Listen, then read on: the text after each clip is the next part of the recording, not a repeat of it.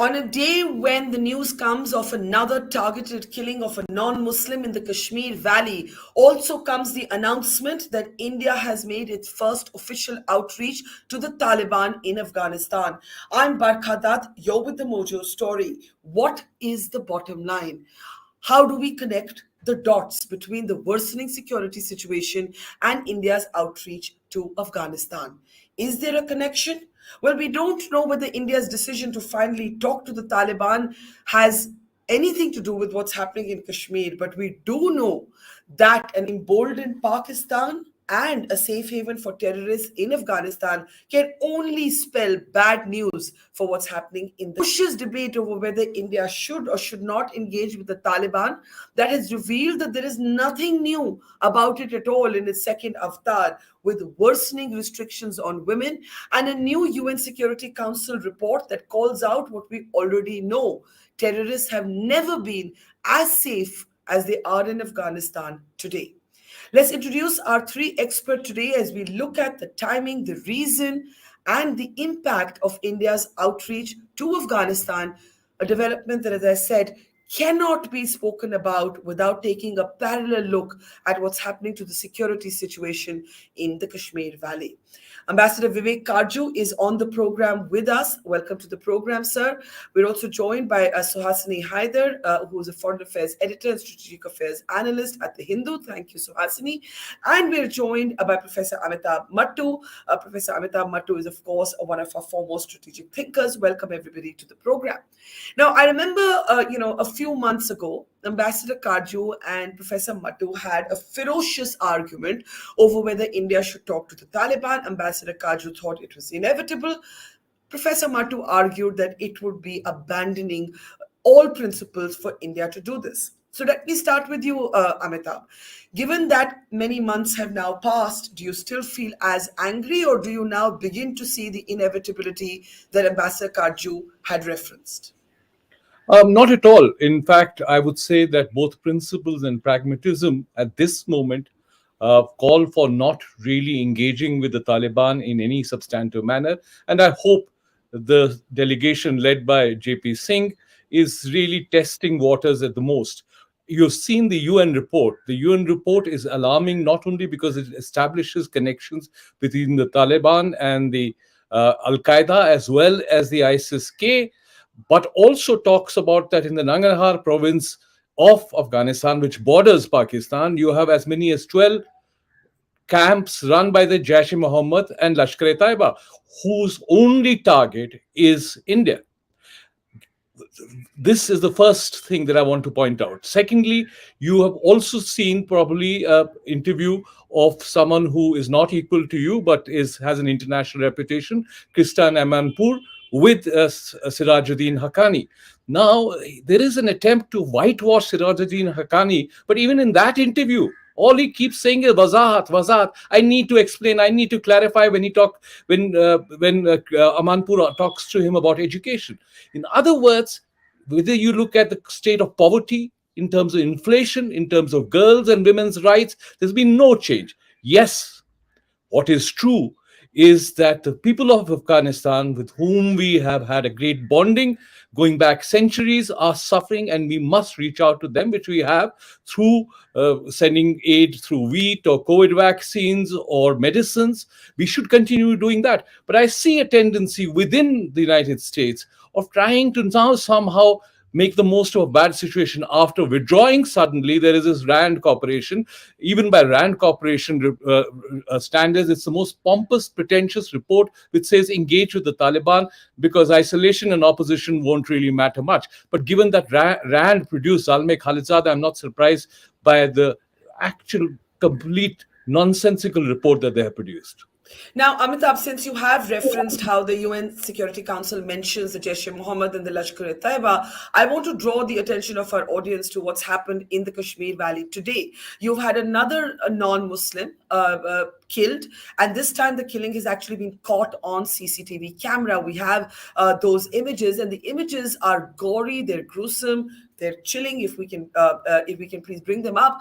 And at the same time, you have members of the Pandit community and other religious minorities in Kashmir asking to be relocated outside of the valley. Do you join the dots, as it were, in terms of what's happening in Afghanistan, the recent trilateral meeting between China, Pakistan, and Afghanistan, and what's happening in the valley today? Amitabh, are you able to hear me? Yeah, yes, Barkha, I think it's too early to say about whether there is a connection, but in any case, I would say that it's clear beyond doubt that the Taliban, in the statements they have made, even in the press conference that is stated that while we believe that Kashmir, a year ago, when they were under immense pressure to prove themselves as moderate, even then they said, oh, the suffering people, we are with the suffering people, whether it's in Kashmir or elsewhere, then talked about dialogue. I think it's a dangerous, potent. The tragedy at the moment is in Kashmir is that the human intelligence and the intelligence sources seem to have dried up. But so I won't be able to identify whether there is a connection or not. But really, in pure analytical terms, the rise of the Taliban, the fact that they're giving sanctuary to the Lashkar-e-Taiba, Al Qaeda, Jaish-e-Mohammed spells bad news. And if you think that India can anyway, by engaging with a section of the leadership, moderate the Taliban, who've been functionaries and instruments of the Pakistani ISI, then it's a bit rich. So you're disappointed by this outreach, which has, of course, been presented as a You know, discussion on humanitarian assistance. as long as that it is reaching out to the people of Afghanistan and really trivially meeting some section of the leadership with testing the waters, as I said, fair enough. You test the water and see if I might meet Mr. Katju and try and see whether he's changed his mind, moderated himself, and then begin to think whether there is a good enough reason to engage with him in the future. That's fine. JP Singh is a sensible person who served in Kabul, and I imagine there are people from the agencies who have accompanied him. So testing waters is fair enough.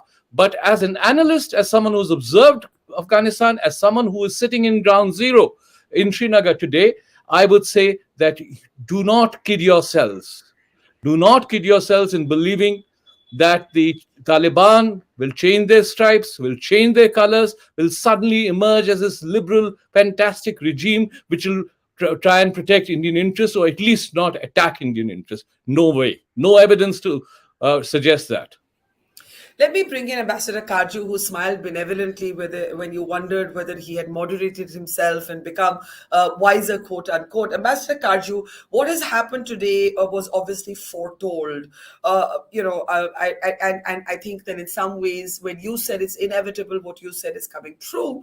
Though, of course, this has not been presented as a diplomatic engagement. It has been presented as an effort to oversee the humanitarian assistance that India is providing to the people there. But how do we divorce what's happening with this outreach, with the fact that the Home Minister and the National Security Advisor are locked up in meetings today on the spiraling security situation in Kashmir?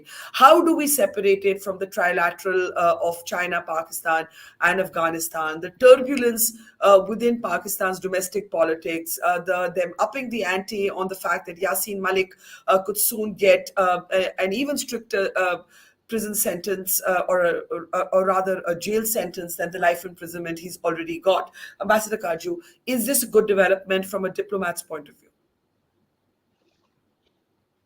view? I don't have the luxury as a former diplomat of talking in terms of theories.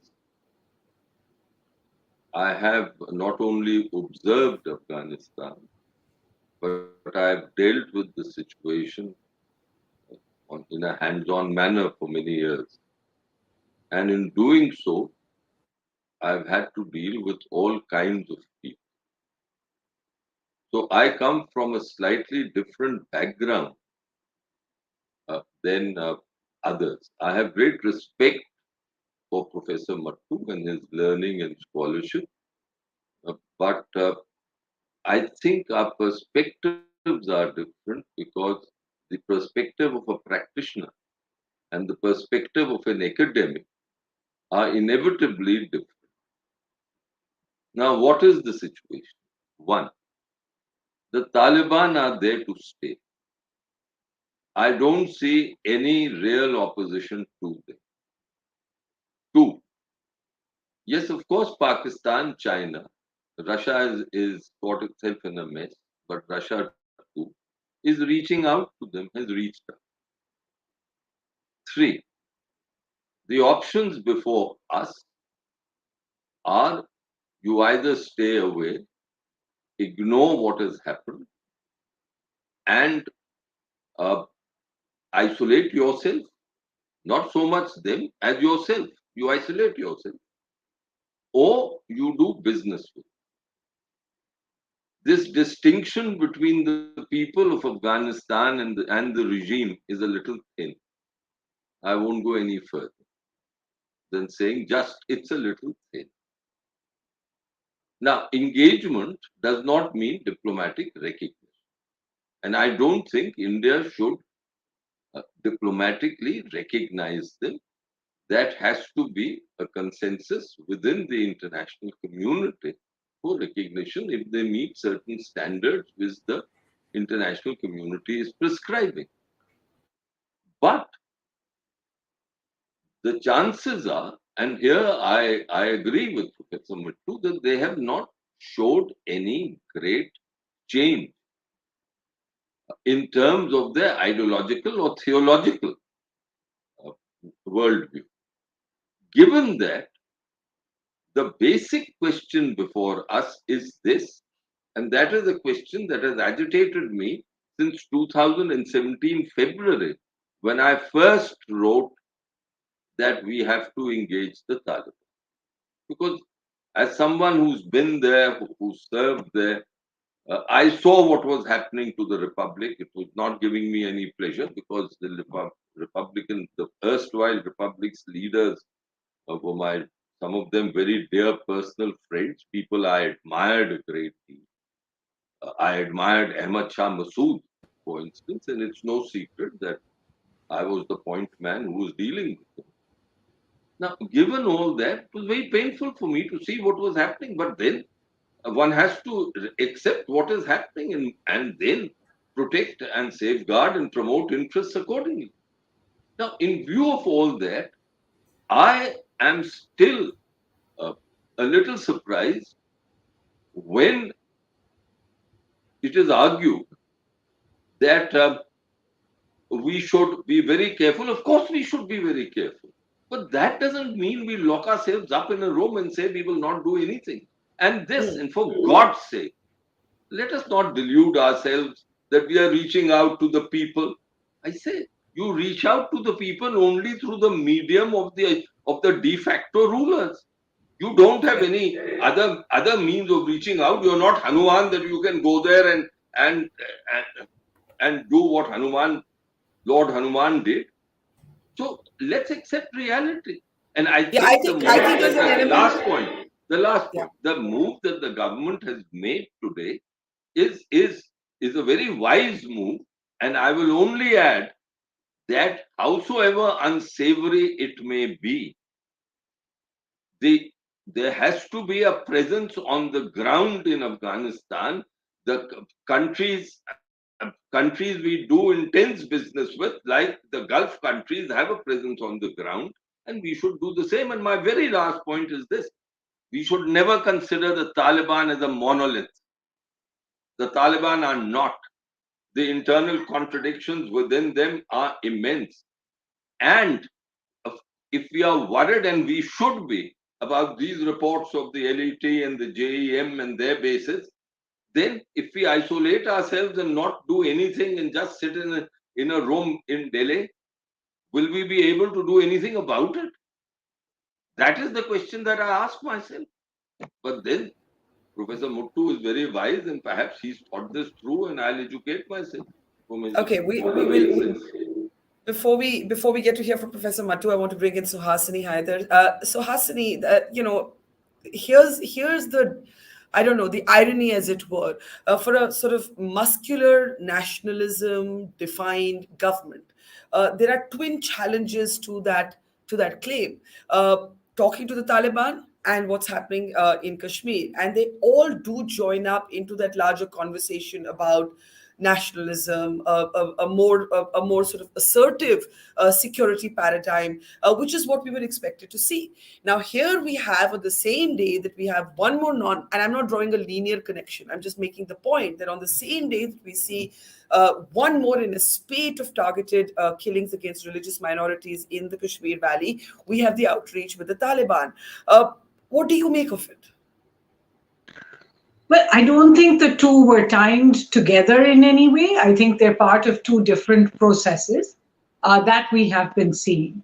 One is the process of a degrading security situation in Jammu and Kashmir, regardless of what the government claimed it was going to do when it reorganized the state in August 2019, downgraded the state into two union territories, put brutal conditions on the people there, took away all powers of the state, and put people in prison and all the rest of that. They had said that they were going to better the security situation, and they had in fact done away with Article 35A, saying that they were now going to repopulate Jammu and Kashmir, bring back the Kashmiri Pandits who were very cruelly forced out of the state 3 decades ago. So one is that process that just doesn't seem to have gotten better. Whatever the government has done since August 2019, apart from the tom-tomming and the chest beating and the chest thumping, they have not succeeded in actually improving the security situation there. In fact, it seems to be getting worse. The other part of the process is the process with the Taliban there. And I think the government's actions have actually just left most people confused, because they've gone from saying we will not have any truck with the Taliban to saying, no, okay, here's some humanitarian aid, to actually talking to Pakistan, which they've not spoken to on any other issue, in order to facilitate that trade, which was handed over to the Taliban. Now, the first Indian delegation has gone to Kabul, and the statement put out by the MEA doesn't just say that they've gone there to discuss humanitarian issues.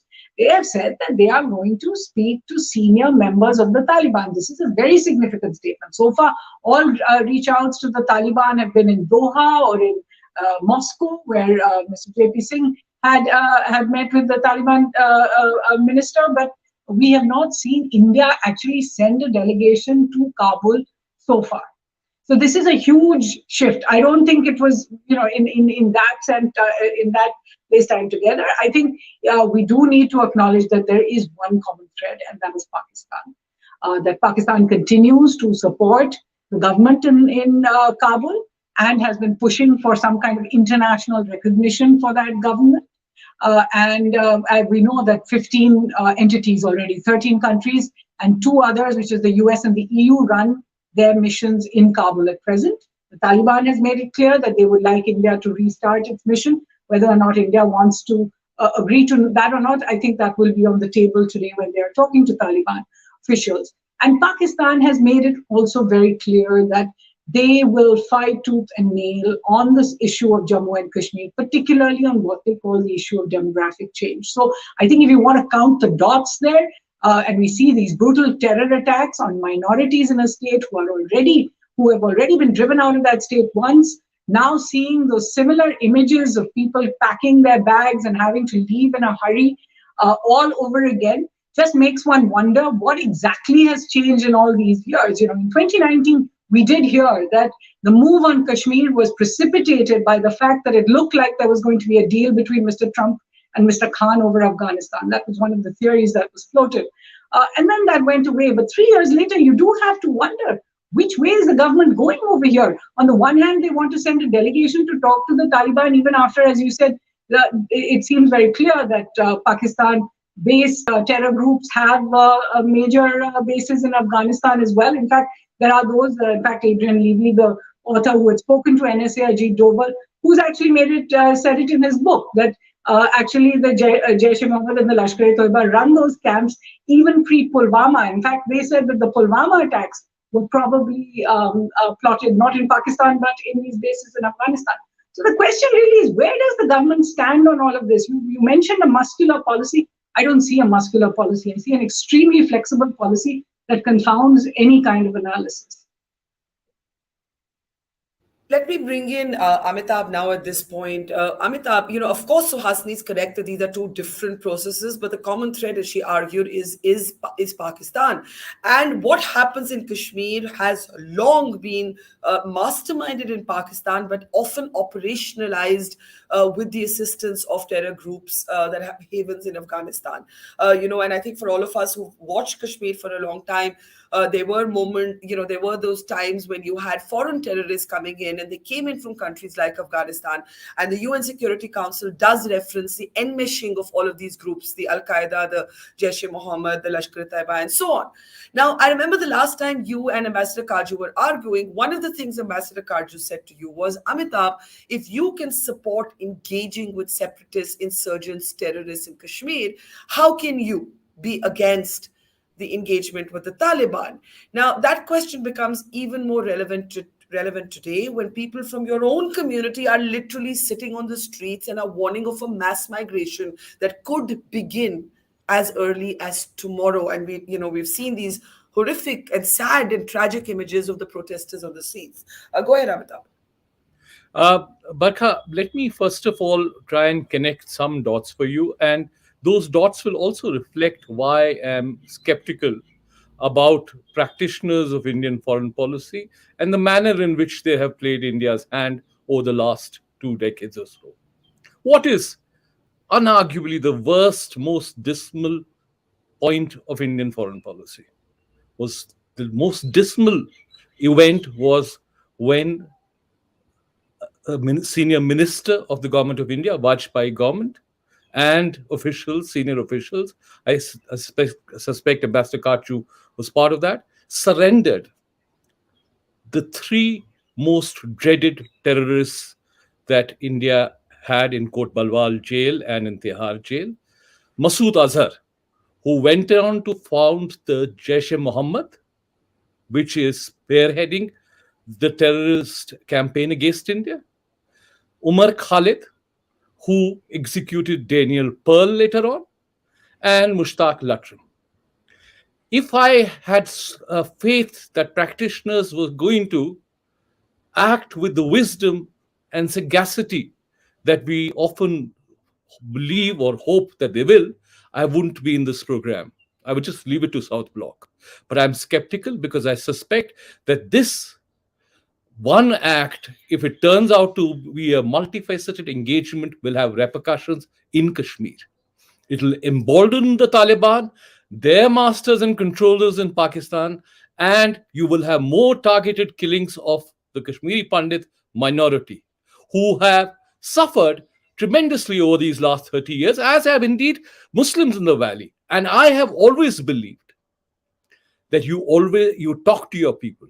You begin a process of dialogue and reconciliation, because ultimately, if Pandits have to come back to the valley with dignity and with the sense of justice, they have to do so in reconciliation with the Muslim majority. After that is the dream of Kashmir that I grew up with. That was not a dream, that was the reality of Kashmir that I grew up with. But that's the dream that I see for my children and their children. So there's no question. A foreign terrorist designated organization, including Sirajuddin Haqqani, who is on the terrorist list of the United Nations and the Americans, you can't deal with him.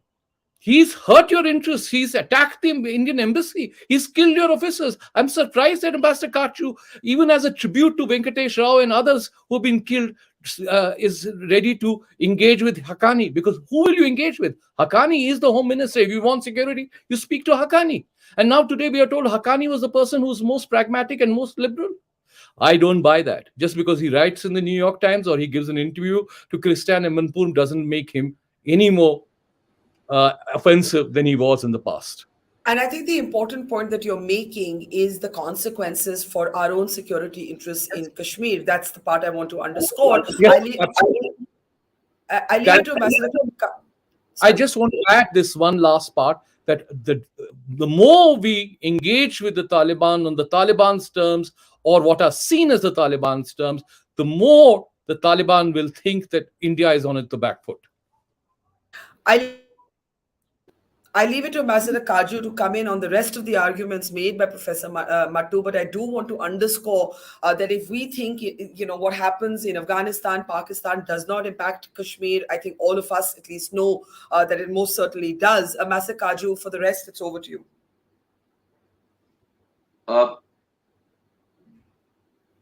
I think, Barkha, you've raised a fundamental point. What happens in Pakistan impacts, Pakistani policies have impacted on Kashmir right from the beginning. Of that, there is no doubt. I would even go to the extent of saying that the Kashmiri leadership has always been scared of Pakistan. And I use that word deliberately. They might deny it, but in their heart of hearts, they know this to be true. My second point is that I find it particularly rich that the main perpetrator of all the troubles in Kashmir, no one has ever argued in the academic world in India, and Professor Mattoo will correct me, and Barkha, you yourself will correct me if I'm wrong, that no one has argued that we should have no truck with the Pakistanis because they have killed thousands and thousands of Indians. Has that been ever argued? Has it been argued ever that we should not have anything to do with Pakistan, that we should not have any representation there with Pakistan? In fact, on the contrary, Indian liberal opinion has always argued otherwise, that whatever be the circumstances, and some people have gone to the extent of saying that whatever may be the circumstances, the dialogue with Pakistan must be uninterrupted and uninterruptible. And at the same time, I'm being lectured that some of my colleagues were killed, and therefore that should be a knot which should be permanent. How can there be this dichotomy? Please explain it to me. Explain it to me. Yeah, it's a fair question. So on the one hand, the main culprit, you want to do business with him and complete business with him. Messages and greetings are exchanged with him. When a new prime minister comes in, everyone there's greetings, diplomatic relations are still on, even if there are no ambassadors. But yet, when it comes to the Taliban, suddenly the position changes. They become supporters of terror. Isn't the Pakistan army and the Pakistan establishment the main perpetrator of terror in India? Therefore, I would like both you, Barkha, and because you've been a votary of engagement with Pakistan, and Professor Mattoo, to come on record here today for purposes of consistency to say that we should have nothing to do with Pakistan till they give up terror. I mean, let's not have dual standards. Let's live in the real world. Let me not talk about my own views on Pakistan, which are quite complex and multi-layered, and I certainly think that to punish people on both sides from engaging with each other that is something we all can say. But deep state policies, I actually have a more complex view than you might assume. Whether India and Pakistan should be in perennial dialogue in this template, you'd be surprised to hear. I personally think that there's a redundancy to the template that we have set for the India-Pakistan dialogue, and I think it's kind of done its time, and we need a new template, especially given all of the security challenges in our region. I'm sure Professor Mattoo will speak for himself, but I want to bring in Suhasini before that. And there is merit. I can understand Amitabh's angst and anger. I particularly feel a revulsion when I see what the Taliban has done with women. But as we have seen with Ukraine and Russia, countries are guided by self-interest, and so must we be when we decide to frame a policy vis-a-vis the Taliban. After all, we have taken a very, very complicated perspective on Putin and not just put him out into the cold because he's an invader of a small country. So, Suhasini, when you see the very differing perspectives Interrupt you. between Barkha, I'm sorry to interrupt you, but do allow me to just say this. What you have argued to now, that things are complex and we've got to look after interests, that is precisely my submission with respect to Afghanistan. Okay. So, Hasni, go ahead. Yeah. If you're asking where I see this debate over the Taliban and where India should stand, my own sense is that to start with, India perhaps made a very, very quick decision on pulling out of Kabul and decided to take out everyone immediately, which gave the impression that it wanted to have no trouble. By the way, those are those are the pictures of today's meeting. JP Singh with the Taliban. Yes, go ahead. With the Taliban deputed foreign minister Mottaki. So you can see just how formal this trip is, regardless of what anyone might say later that this is just a visit to discuss humanitarian aid. There was no need to go to Afghanistan in that sense to discuss humanitarian aid.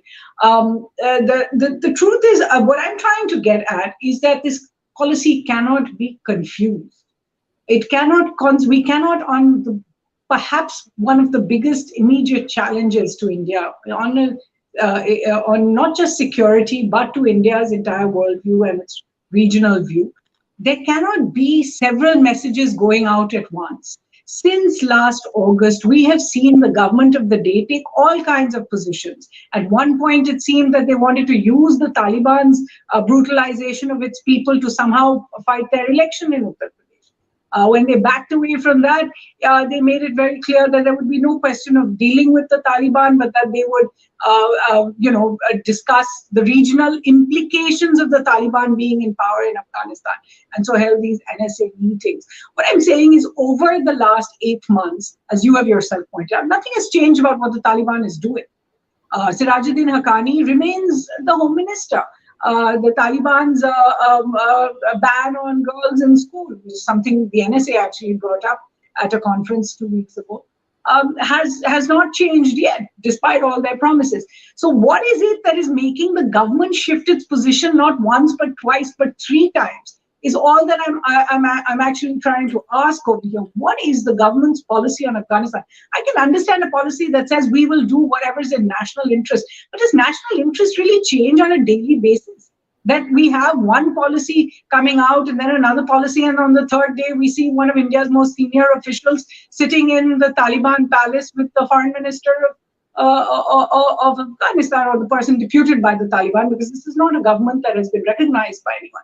If India does in fact want to maintain a presence, want to send its officials in, and we have reported at the Hindu since December about how India has been mulling its options on what to do in terms of keeping people over there, it has to be part of a consistent debate. It cannot just be these kind of public announcements made as an ambush to our own people. Every time the government decides it needs to do something else, or it comes out of a different conference and comes out with a different idea about what it is to do. If India is to remain engaged with Afghanistan, then by all means, then continue to remain engaged with Afghanistan. We cannot have these constant jumps from a country that is considered as responsible and as determinative of the region's future as India is. Let me go back to that picture of JP Singh, our man in Kabul today, sitting with Taliban foreign minister there, and bring in Amitabh Mattoo on the questions raised by both Ambassador Katju and Suhasini. And the essential paradox of what Ambassador Katju says is wanting engagement with Pakistan, which is what literally all the mainstream Kashmir politicians at least advocate, and you've been advisor to Miss Mufti, Professor Mattoo. and on the other hand saying what's the purpose in engaging with the Taliban. I think where I agree with Suhasini is the mixed messaging is confounding. Now maybe things are complex and maybe the mixed messaging is inevitable, but for you it's not mixed. You see a very clear distinction in Kashmiri politicians saying talk to Pakistan, and you don't see that as the same as talking to the Taliban. Why?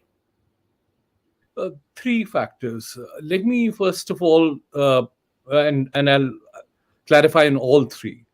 Uh, Prime Minister Vajpayee, certainly one of our most wise prime ministers, once said that you can change your friends, but you can't change your neighbors. We have the luxury, at least until we obtain access to Afghanistan through the Wakhan corridor, which I hope can happen someday. Until that, Afghanistan is not a land. We don't share a contiguous land border with Afghanistan. Pakistan is our neighbor. Secondly, our relationship with Pakistan and its ability to be more intrusive in Indian affairs, particularly in Kashmir, is great. The relationship is complex because we were born at the same time in extremely difficult circumstances. Thirdly, however, and it may surprise Ambassador Katju, because he often likes to slot academics in one little monolith of liberal versus non-liberal. But unfortunately, the reality, as in most cases, is more complex. I have recommended to Prime Minister Manmohan Singh, which of course he independently arrived at that judgment, that until Pervez Musharraf post Mumbai attacks, unless he gives a guarantee that the soil of Pakistan will not be used for terrorist activities against India, there should be no question or resumption of dialogue. He gave that guarantee, if I'm not wrong, several years before the Mumbai siege in that joint statement. And yes, and then later reiterated it. And despite that, I have said, if that is going to be a touchstone, I say yes. Don't engage with Pakistan at an official level. I have absolutely no problem with Ambassador Katju meets his old friends in Kabul. I'll arrange it. I'll arrange a track to in Kabul so that Ambassador Katju can So, meet his old associates. All I am saying is a government to government engagement, a government to an NGO engagement. Taliban is an NGO. We have not recognized the government. JP Singh is meeting not the foreign minister, he's meeting a senior leader of the Taliban. I mean, I abide by the principles of international law, because otherwise we'll have chaos in this system, which is still Westphalian in nature. Okay, so secondly, but you can have back channels, and I'm happy if the NSA has back channels with the army in Pakistan or with the Taliban or whoever. But having engagement sends a signal which is wrong morally, politically, ethically, and pragmatically. It will suggest, as Suhasini says, inconsistency, knee-jerk reactions, not knowing what your long-term national interest is, and it will create a backlash in your hotspot in the valley. It will create a backlash because you'll suddenly see this government being as weak-kneed and not being consistent with the position that it's taken against the Taliban. Okay. Let me bring in Ambassador Kaju now, and then we need to start closing. Ambassador Kaju, by the way, you said what is all this bogey about humanitarian assistance? The MEA on record, when asked about this meeting, said you're reading too much into it. I just want to read out the exact comment. You're reading too much into this visit. The visit is only about the distribution of India's humanitarian assistance. Go ahead, Ambassador Kaju. No. I had also said that I find that distinction a little thin. Yes, of course, we've got to discuss humanitarian assistance, but that statement also says about projects, Indian projects, etc. But the fact remains that when you meet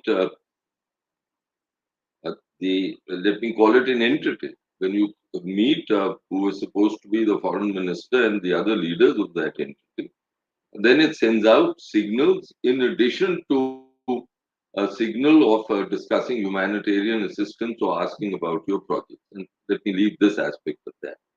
Now, what I have concluded from but before I go to that, let me also say that I, for one, have always believed in a consistent policy. And I don't think we should jump. I'm not in favor of inconsistency, and I do believe, and I was arguing from 2017 that we must talk to all the actors in Afghanistan, and those actors included the Taliban. The whole world was talking to them, and we said no. Today, too, the whole world, including the Americans, are talking to them. And let's not forget that they killed over 2,500 American soldiers. But they are talking to them. That's how great powers behave. They look after their interests. Yes, uh, we never forget, we never forgive, but we look after our interests. That is what is the game. Now, then the next point. Yes, the Taliban, the Afghanistan today, because of the Wakhan, Professor Mattoo is correct. There is no contiguity of borders, but in fact, it is our neighbor. And if it impacts on our security situation, then it is almost like a neighbor, and you've got to talk to some people there who are there. If you don't talk to them, then what do you do? Second is that the relationship with Pakistan is complex. Of course, it is. So is the relationship with actors in Afghanistan. It's terribly complex. The Taliban are a very, very complex organization. They are not monoliths. They never have been. If you permit me to say, we've got to now gain a full understanding of the complexities, the internal contradictions of the Taliban. My last point Okay. here is that is there a real alternative to not engaging them? The whole world that is not recognition. That is not ever forgiving them or forgetting the harm that they've done to us. Just as we should never forgive or forget what Pakistan has done to us. Never. Yeah. But on that aspect, I find a sudden amnesia in India, in sections of Indian opinion. A sudden amnesia. Yeah. Fair enough. I Let me. That is, I think, inconsistent. If we are talking of consistency of government policy, then we must have consistency in all respects, in all sections of our opinion. We Well, can't say that government must be consistent, but it is the luxury of civil society to be inconsistent, to recognize that Pakistan, yes, it perpetrates terror, but because it has such influence in Kashmir, therefore we must engage. Yeah. I mean, Let come me bring along. it. Let me bring it. Let These me are bring our it, own Suhasini. a web of contradictions that we are putting in ourselves, and वो कहते हैं ना कि अपनी बिछाता हूं तमन्नाओं का जाल, उस जाल में खुद फंस जाता हूं मैं. ऐसा Okay, नहीं I need to होना give the चाहिए. closing. I need to give the closing word to Suhasini. And to be fair, every government has been guilty of a certain up and down, flip flop in the Pakistan policy. I think we've all seen it now for decades, gone grey, chronicling it. It's the nature of the beast. But we cannot ignore the spiraling situation in the valley. And I think we all agree that whatever happens in that India, Pakistan, India, Afghanistan axis is going to have consequences. So, Hasni, last word to you. I mean, I actually don't have much more to say, except that I do think that we need to look at both of these a little more distantly than we are looking at right now. There is no evidence, as Professor Mattoo said, yet that we are seeing an uptick in the violence in Jammu Kashmir because of the Taliban's growing emboldenment in Kabul. What we do know is that there is a situation in Jammu and Kashmir, a security situation that needs to be finally taken seriously. We cannot have this idea that whatever the government did in August 5th, 2019 is just done, and it is accepted that that is the solution to all Jammu and Kashmir's problems. Because 3 years later, we can clearly see that it is not the solution of Jammu and Kashmir's problem. Nor has the investment increased in Jammu and Kashmir, nor has terrorism ended, and certainly nor has a Naya Kashmir polity emerged. In fact, we see very much the same leaders that were put into jail 3 years ago now at the forefront of Jammu Kashmir politics once again. So I think we need to understand that that process has to be taken much more seriously. It cannot be that Kashmir was done 3 years ago and we don't whatever is happening now we just have to, sort of put a carpet over it. What has happened with the Taliban is another very serious development that we need to engage with. My problem really is that we seem to be just running from one ambush and one surprise to another without getting a real sense of, will the real policy of the government of India stand up now? We say one thing at the United Nations, one thing as part of UN Security Council 2593. We do something completely different. We say we won't speak to any of these people, but we will speak to them in order to send humanitarian aid to the people of Afghanistan, which eventually, as Ambassador Katju said, is represented by the regime over there. They are the ones who are in charge. So what was the purpose of us saying we are sending humanitarian assistance, but it is not for the Taliban, it is only for the people? If today you have gone to discuss that same humanitarian aid with the same government, what I'm saying is that, firstly, I think as journalists, Barkha, you, me, and everybody else has to put the government some very tough questions on what its policy actually is. And I think that the government does owe some kind of explanation about what it actually has done in these last 8 months since this massive change in Afghanistan, with its lasting repercussions on India. Okay, we leave it there and continue to ask those tough questions. We acknowledge that the answers may not be simplistic, but we will continue raising the questions. Ambassador Katju, Suhasini, Haidar, Professor Amitabh, Mattoo, pleasure. Learned a lot from all three of you. Thank you so much. Take care. It's great to see you here. Thank you for watching our work. If you haven't subscribed yet, don't forget to click the bell icon and subscribe to Mojo Story and support independent, robust journalism.